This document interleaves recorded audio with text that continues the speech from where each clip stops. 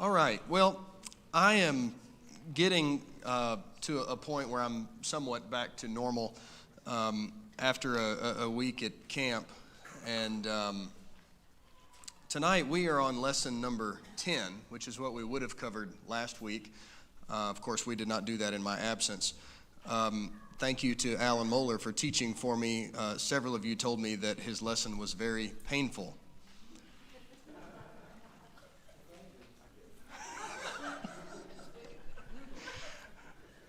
For those of you who are visiting and you weren't here last week, Alan did a lesson on pain, and so it's hard to pass up a pun, especially a painful one. Of course, as you know, we only have one Wednesday left, and we have 2 classes to go. What I would like for you to do for next week's class is to look at both lessons, but we will be spending more time on lesson number 11. We will talk about some things from 12, but we'll spend more time on 11, okay? So if you wanted to prepare accordingly, that would help. I'm going to start off tonight with, and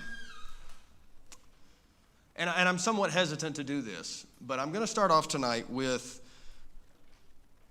a statement that I put onto the screen, and I'm going to give you some time to reflect on this, and then I want us to discuss it. This is not something that was in your material, and that's why I want to give you about 30 seconds or so to kind of mull this over.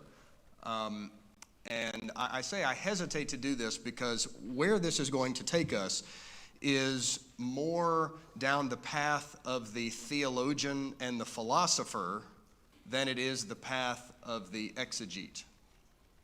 So in other words, we're going to be theorizing a little bit about some things rather than looking into the text of Scripture and pulling things out, okay?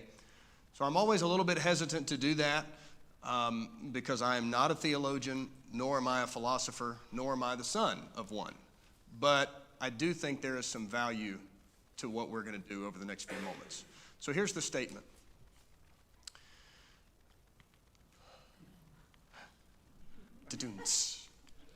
All right, it worked in Bible drill. Here it comes. All right.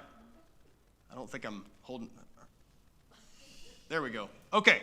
I want you to ponder this statement. Where love exists, there must also be evil. There must also be evil. I want you to ponder that for a little bit, and then we'll talk about it.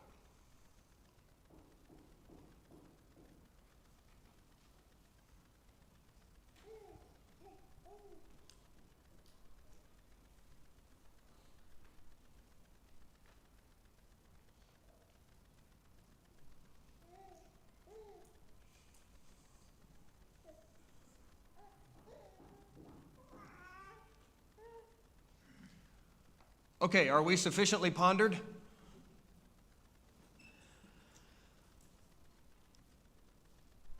I believe this is a true statement. You may disagree with me on that, but I believe this is a true statement. The question that I'm after is, why is this a true statement? All right, Joe? Joe Morrow. I'm sorry, we have 2 Joes here right in the same line. You're going to disagree with me? Okay.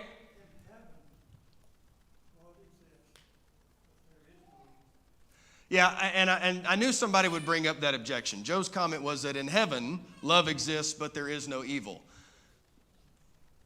I'm not so sure about that, Joe.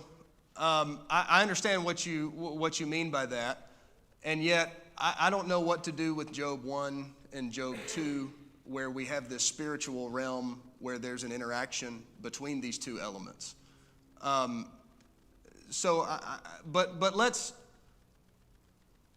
let's restrict our discussion to earth, okay? On earth, at least, is this true? Joe, man.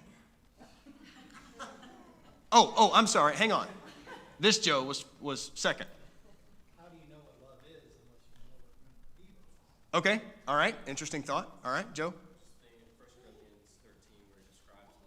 Okay? All of the characteristics he describes, there's an opposite behavior. So it's almost like that opposite behavior has to exist, even though Yeah. being patient would require the possibility of you being impatient. So Okay. opposites of all that. Yeah, okay. Joe? No, I'm kidding. Tim. I have a brother named Jim. But to echo this, Joe, so I think when we're talking about the physical world that we're in, Earth as we know, for every action there's an equal and opposite reaction. For every positive. Okay, now we're getting into physics. But there's truth to that. Yeah. Sure.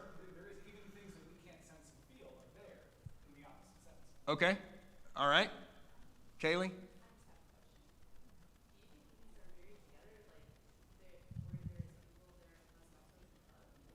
I'm sorry. Okay, I heard your first. Do I think these are, I think you said married or wedded together. Do you think the opposite is true as well? Where evil exists, there also must be love? Yes, I think that would be a necessary corollary. Okay, let me tell you where I'm going with this. And this, Joe started to take us that direction. He didn't say it in these words, but he started us down this path. Pursuing love is a choice, right? It is a choice. He mentioned 1 Corinthians 13. Love is patient, love is kind, etc. Those are action things. And if we engage in an action, we must first choose to do that action. So love is a choice. If it is a choice, then there must also be an alternative option to choose, right? I could choose not to love, just the same as I could choose to love. You following me? God did not create us to be robots who just automatically choose that which is good. He gave us the freedom, He gave us a will to make these choices. So He calls us to love Him with all of our heart, soul, mind, and strength. But that only has significance if we are also able to choose not to do that. Right? What makes Stacy's choosing of me to be her husband significant is the fact that she chose me and not someone else. She could have theoretically chosen somebody else, right? But she chose me. Now we can argue about whether or not that was a good decision, but that's what makes our love for our spouse something special. We had all kinds of choices, but we chose him. We chose her. The fact that she said yes to me is only significant because she could have said no. Now, okay, that's not the only reason it's significant, but I think you see where I'm going. Here's why all of this is an important discussion. We've been talking about suffering and evil in our Bible class this quarter, and so many times people ask this question: why doesn't God just make the evil stop? Why doesn't He just snap His finger and put an end to it? He certainly has the power to do that. If He doesn't have the power to do that, then He's not God. If He has the power to do it, but He chooses not to, then maybe He's not the good and loving and merciful God that we've portrayed Him to be, right? This is the skeptic and the atheist's argument. Why can't God just make a world that's filled with love and goodness? And I'm going to suggest to you that He cannot do that. Not because He's impotent, but because He respects the autonomy that He gave us. He can't just make all the bad stop without violating the free will that He placed within us. You with me? So due to our human rebellion, our world is filled with evil people who choose to do evil things. But you know what's also true? The world is also filled with loving people who choose to do loving things. Right? God made us with the ability to choose to do good, to choose to love Him with all our heart, soul, mind, and strength, and to love our neighbor as ourselves. We don't have to choose to do that. I could choose to not do those things and pursue a path of evil. And so from a philosophical perspective, I think we can safely say God can't just make it stop without undoing some things that he's already put into place. Does that make sense? I don't know. I'm getting some puzzled looks. Okay. Tim? Well, so if we're making this strictly binary in terms of if I have to choose love, and if I don't choose love, then therefore I'm choosing evil, I agree with your statement. But there is a choice in the middle, which is neither love nor evil. And I know Which is? nothing. Because so if you where love exists, you can see love, you can see everything that we would define as human beings as love, but it doesn't necessarily mean that you see hate and murder and death and destruction. Oh yeah, right. Yeah, yes, I understand that, and I agree with that. I'm just talking about the existence of these two things. They must exist in. If evil didn't exist, couldn't the love still exist? I'm sorry. Say that again. So if the evil did not exist, if there wasn't the death, destruction, murder, etc., but there was still love as we define it, family, friends, fellowship, couldn't that exist without the evil? Maybe we call it something different. Maybe it's in a different scale at that point. But the fact that there's a middle ground, which is neither evil nor love. Yeah. Okay. I see what you're saying. I don't want to spend the whole class on this. Okay. This was kind of introducing an idea. No. It's okay. But I'm not necessarily talking about Tim's personal choices with this. I can either choose to do a good thing or I can go do a heinously evil thing. That's not really what I mean. I'm just saying in the sense of these two concepts existing, we don't know one without the other. We don't know evil without the good. We don't know good without the evil. God defines those things for us. And so if people have the ability to make choices, then they have these two camps that they can choose from in an ultimate sense. It's not necessarily emphasizing every specific minute decision that we might make, but just these two ideas existing in a tandem existence, I guess, is where I'm going with that. Here's where I'm leading ultimately with this. We've been talking about suffering and why it exists. Why is there bad stuff that happens? And I'm not going to rehash everything we've talked about this quarter because we've made a lot of progress on these things, and I don't want to go over all that. I don't have time to go over all of that again. But one of the ultimate reasons that evil exists in the world is because we get to choose the path that we want to take. And God can't just flip a switch and then make all of the evil things stop happening. God can't do that without seriously undoing a lot of other things that he's put into place. But the reason that we know love at all is because of who God is and what he is doing and has done for us. And so as we're talking about tonight, we have a God who loves us without limits. And John would say to us in 1 John chapter 4, the only reason that any of us know what love is because God showed it to us. God explained it to us. Yes, sir. I would pose the question, if both of those did not exist, why would God make man with free will? Okay. Why would he? Okay. He wouldn't need it. You don't have any choice. Right. Yeah. Okay. All right. Good. Good observation. All right. So as we saw a couple of weeks ago from Romans chapter 8, there is no distance that God is not willing to go to save us. You remember that list I put up of all the things from Romans chapter 8 that God has done for us? God has not withheld anything. And he's done that because he loves us. He loves us despite all of our infirmities and our frailties and our sin. He doesn't love our sin. but he loves us because we are his creation and because he sees glorious things in us. I think about the story of Hosea, which is such a powerful story. You know, how is it that Hosea can go and take Gomer back after what she's done to him? And of course, Hosea's life is an illustration of what God has done for Israel.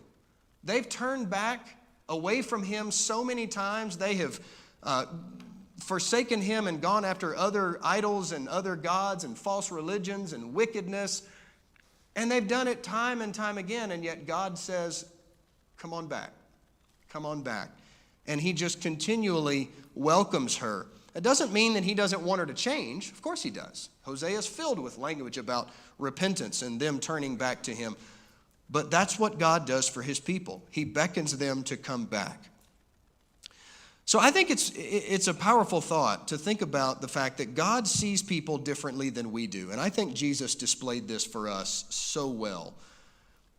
Jesus, and I'm going to the book of Luke, and so you can turn there with me if you'd like. Luke chapter 15 in particular is where I want to spend some time tonight. Luke 15, Jesus spent time regularly with sinners, with people who were dismissed and people who were thought of as just the dregs of society. Jesus spent time with them, not because he was condoning their sin, but because he was calling them to repentance and he was showing them grace. In Luke chapter 15 and verse 1, all the tax collectors and sinners were approaching to listen to him, and the Pharisees and the scribes were complaining, "This man welcomes sinners and eats with them." And this is where Jesus launches into these parables that we're familiar with, the lost coin, the lost sheep, and the lost son. But what Jesus displays as he is spending this time with sinners is that he has a heart for them. He worries about them. He wants them to be spiritually successful and right with God. Jesus came to reveal the heart of God, and he came to reveal that even to sinners. And these parables illustrate this. He says heaven rejoices over one thing, which is when one sinner repents and turns to God. In verse 7 and in verse 10, there is more joy in heaven over one sinner who repents. And the same thing is said in verse 10. Joy in the presence of God's angels over one sinner who repents. But not everybody was rejoicing when these sinners came to repentance, right? Who wasn't rejoicing when these sinners came to follow Jesus? All right, right here in the chapter, we read about the Pharisees and the scribes who are complaining. Well, Jesus is going out seeking these sinners. And Jesus says, yeah, and? Of course I am. That's why I came, right? He'll say later in Luke chapter 19 that the Son of Man came to seek and save that which was lost. Of course he spends time with tax collectors and sinners. But the Pharisees and the scribes don't like that. And their view of tax collectors and sinners is clearly seen in Luke chapter 18. You remember that story of the Pharisee and the publican who were praying in the temple? And the Pharisee just couldn't even believe that he had to stand in the same building as this other tax collector, this other despicable human being. Oh, I can't believe he's even in here, right? But that's the person that Jesus came to save. So back in Luke chapter 15, in this third parable, we have the parable of the prodigal son, and I know that that's familiar to us, but I especially want to talk about verse 25, about this older son who was in the field. And as he came near the house, he heard music and dancing. So he summoned one of the servants and questioned what these things had meant. "Your brother is here," he said, "and your father has slaughtered the fattened calf because he has received him back safe and sound." And then the older brother became angry, and he did not want to go in. What's his problem? Why is the older brother upset? Who does the older brother represent? All right. Yeah, verse 1. The Pharisees, the scribes. The older brother represents the attitude that the Pharisees and scribes had toward the tax collectors and the sinners. The tax collectors and the sinners, the younger brother in the story, have come back to God. They're wanting to turn their lives around, and the Pharisees and the scribes are sitting there throwing a fit about it. That's not what they expected to happen. That's not what they wanted to see. Arlene? I put that in today's terms. We ourselves have a tendency to put ourselves on a pedestal. Hang on. Put a pin in that. I'm coming right back to that, okay? You're exactly right. That's where we're going. In your gray box on your material, I gave you a point to ponder there, and I said that we often see people for what they should be. God sees people for what they could be. And maybe that's an oversimplification of an idea, but I do think it's an idea worth pondering. It is so easy for us, back to Arlene's point, to find ourselves in the position of that elder brother. His self-righteousness is overwhelming. Do you remember what he said to his father when his father came out in verse 28 and was pleading with him to come inside to the party? Verse 29, he replied to his father, "Look, I have been slaving many years for you, and I've never disobeyed your orders." Isn't that just so filled with hubris and arrogance? I've never disobeyed you, Dad. You know, I have a really good relationship with my father, but I wouldn't dare say that to him. I wouldn't dare say that to him because he would just slap me over the head and say, "Oh yeah? Let me count the times. Let me count the times when you acted like a moron and you did things I told you not to do." But this brother has the audacity to say this to his father. Now let's get to Arlene's point. I think sometimes we only love what people ought to be, and we look down on them for what they are. And it's really easy for us as godly, righteous, God-fearing people to do that. I think that's an easy thing that we are susceptible to falling into if we're not careful. We rejoice in a person who doesn't exist, right?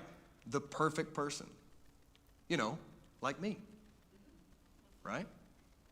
That's what everybody else ought to be. We have very little tolerance for people who don't have their act together, especially if I am somehow personally inconvenienced by their bad behavior. If their bad choices make my life more difficult or inconvenienced, then that really gets under my skin. And I'm speaking just generally. I'm not saying, I've seen this at the Taylor's church. That's not what I mean. I'm just speaking in general terms. I was talking with somebody this morning. In fact, this person's sitting in this room right now, but I'm not going to embarrass him. But we were talking about this very thing. How much tolerance do we give to people who are trying to turn their lives around? How do we know where a person is on the spectrum of, yes, I'm really trying, but sometimes I still slip up and make mistakes, and, well, I'm just going to give lip service to this. Well, I'm sorry, I've sinned, and I'm going to go on my merry way. There's a spectrum there. And it's really difficult for us to know a person's heart. We can't, right? We can't know what's in another person's heart. It's difficult for us to know where on that spectrum is this person. But we can find ourselves, I think, more easily tolerant of a person whom we believe to be really trying to turn their lives around and dedicate their life to God. We can be more tolerant with that person than we can with somebody else who doesn't appear to us to be trying hard enough or working diligently enough to fix things. And you follow what I'm saying? Okay, Ronnie, were you starting to raise your hand? You're mulling one over. I'm mulling this whole mess over. Okay, David. That I'm reminded about how tolerant we should be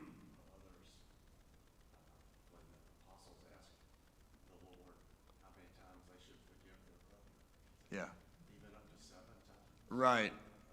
I feel like I'm being really tolerant if I forgive him 7 times. Yeah. In fact, that was the passage under discussion this morning that I was referring to that conversation. 70 times 7, right? So I think maybe the thing that determines how much tolerance I am willing to give to another person is perhaps how much that person means to me. If I don't love this person, I'm not going to be inclined to show them much tolerance or patience or mercy. But if I'm talking about somebody who means a lot to me, I'm much more inclined to show those things. I'll go back to the spousal illustration again. A spouse will go to great lengths to defend their spouse. I mean, assuming we're talking about people who are in a good marriage and happily married and so forth. We'll go to great lengths to defend our spouse. Why? I know my spouse's flaws better than anybody, and she knows mine. But you better not say something bad about her. I will stand up and I will defend her, and she would do the same thing for me. Why? Even though I know her flaws and she knows mine, why would we be so quick to stand up and defend each other? Because she means the world to me, and I to her. Because she matters to me. And so I will extend to her much more grace and tolerance than I would extend to a stranger, right? This is why coaches of Little League have the discussion with the parent. Look, your son's just not that good. What do you mean my son's not that good? Rah, rah, rah. Because every parent thinks their child is the next Hank Aaron. Why? Why do they defend their child's inability to play baseball? Because that's my baby. I love my baby. Don't say bad things about my child, right?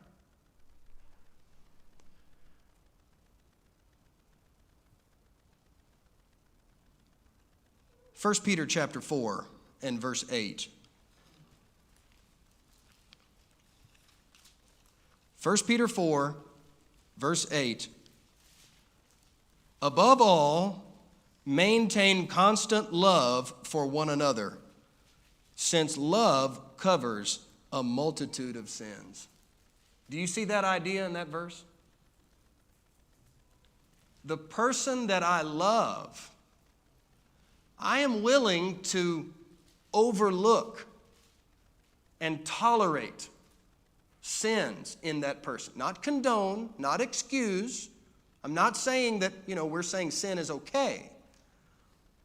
But I'm saying we're much more willing to work with them and to be patient with them because that love is there. But the person that I don't have that kind of love for, it's much easier for that person to become an inconvenience to me. Oh, why don't you just get your act together, figure things out. I don't love that person. I don't love that person the way God does.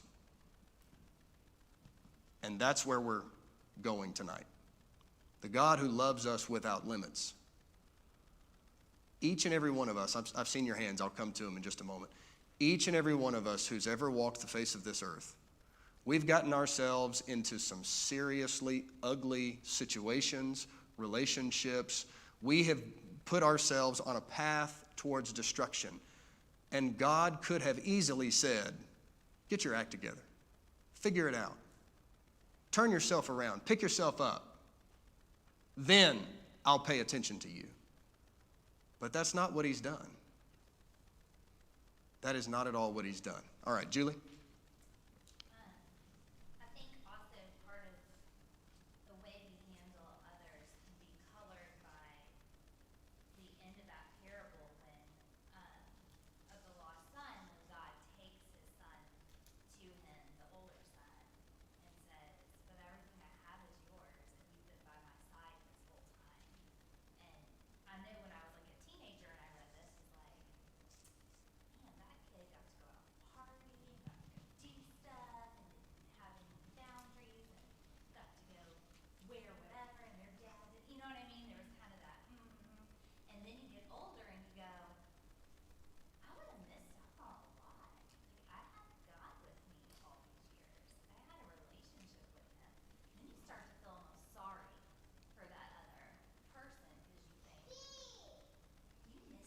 Yeah, that's right. I want that for you. Yeah, the older son didn't know how good he had it, right? Right. And that can kind of color our love for others when we realize like what good we've had and we want them to experience it as well.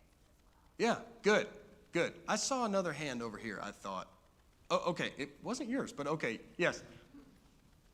Being a middle school teacher, I see a lot of people, like a lot. And my students sometimes are easily, I can just be like, okay, there's no hope for this one, you know, he's gonna be in general, she's gonna be this. But I have to separate that mindset and say, no, you know, I need to be a shining light to them, just like my other ones over here that have straight A's or doing what they're supposed to, you know. Because it might be that they don't have good parents, which really that's what makes the job difficult with parents. I'm just gonna be honest, like you said, with Yeah, like you have to remember, I have to remember, okay, what are they seeing at home? I'm the Christian here, what can I do? How can I show love to them? Because God is, He loves them. yeah, no, that's good. A good real life example. That's good. David, go ahead. From Philippians 4, where we were studying on Sunday, starts off, entreat Euodia and entreat Syntyche to agree in the Lord. Entreat used twice there instead of saying, you ladies, get your act together. Mm-hmm. Well, because that never works, David, right?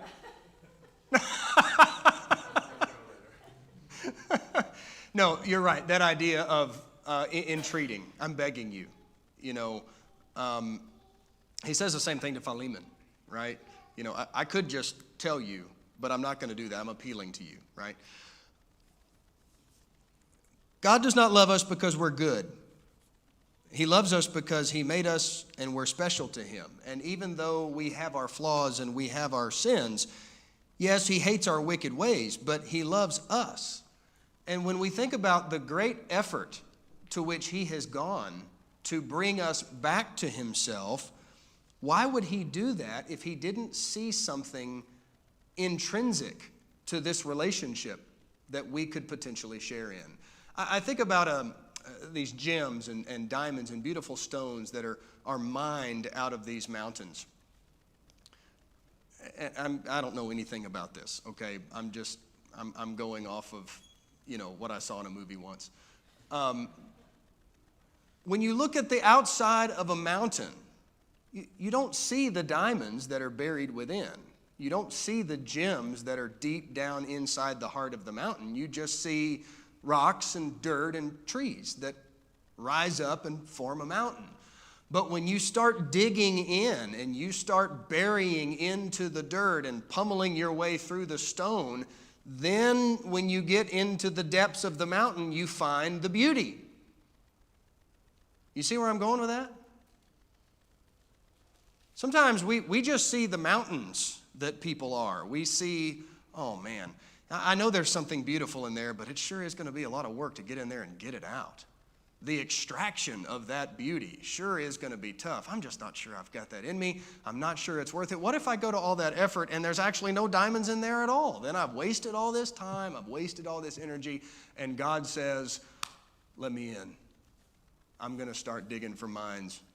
And He spares no expense in doing this. And I think that's a beautiful thought. There must be something gloriously significant and beautiful in humanity that God sees in order for Him to go to all this trouble that He's gone to. And I don't mean that in a boastful sense. There is none righteous, not even one, Paul said. I agree with that. But God doesn't just write us off and say, well, there's none righteous, no, not one. All have sinned, fall short of the glory of God. Let's just do away with all of this and be done with it. He goes to all of this effort to bring out of us the beauty that He put there in the first place. And I think that's a very grand thought. Ronnie? Time's about up, I know. I've been sitting here the whole time. Yeah, I know I'm a little hesitant about what you're about to say. I'm a little nervous.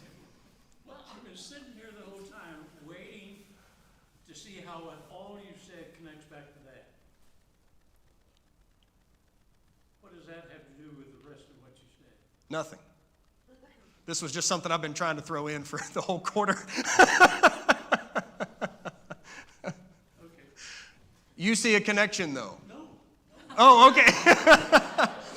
No, Look at your picture. I know. I've been It's foggy. I've been trying to blank the screen the whole time, and the clicker's not doing it. I've had a few people say, "Why can't God just stop it? Are we going to talk about that?" And so this really was kind of a side point. I'm sure if I thought hard enough, I could find a way to bring it back full circle.